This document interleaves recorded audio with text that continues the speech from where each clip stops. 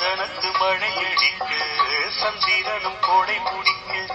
செங்கமல சூரியன் போல் செல்ல மகன் பிறப்பானே தங்கத்துல தூடி கட்டி வைரத்துல மாலை கட்டி